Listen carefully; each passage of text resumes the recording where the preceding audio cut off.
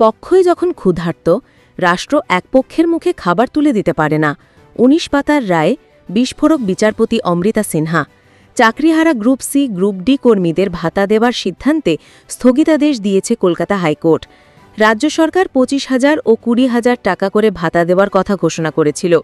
শুক্রবার সেই সিদ্ধান্তে আগামী ২৬ সেপ্টেম্বর পর্যন্ত অন্তর্বর্তী স্থগিতাদেশ দিয়েছে হাইকোর্টের বিচারপতি অমৃতা সিনহা।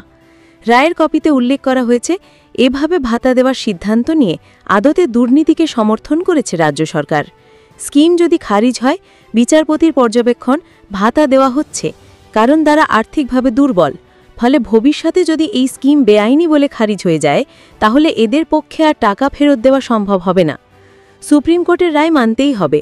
সুপ্রিম রায়ে চাকরি বাতিল হয়েছে এ কথা উল্লেখ করে বিচারপতি বলেছেন, শীর্ষ আদালতের রায় সবাইকে মানতেই হবে, অপছন্দ হলেও মানতে হবে।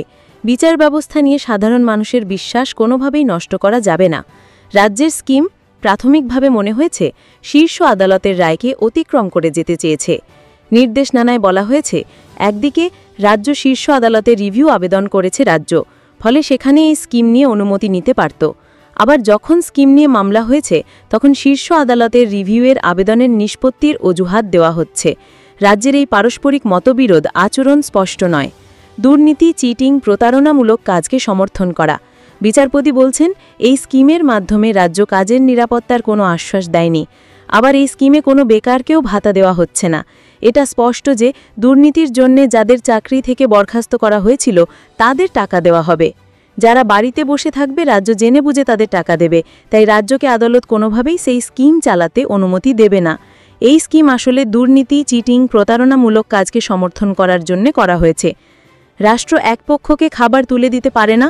মামলাকারী ও চাকরিহারাদের কথা উল্লেখ করে বিচারপতি সিনহা বলেন, দুপক্ষই যেখানে ক্ষুধার্ত, সেখানে রাষ্ট্র এক পক্ষকে খাবার তুলে দিয়ে অন্য পক্ষকে বঞ্চিত করতে পারে না।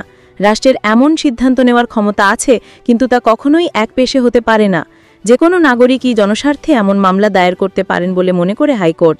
যেখানে সরকারের ভাড়ার থেকে টাকা খরচ করা হচ্ছে, সেক্ষেত্রে যে কোনো নাগরিকের প্রশ্ন তোলার অধিকার আছে বলেও বুঝিয়ে দিয়েছে হাইকোর্ট।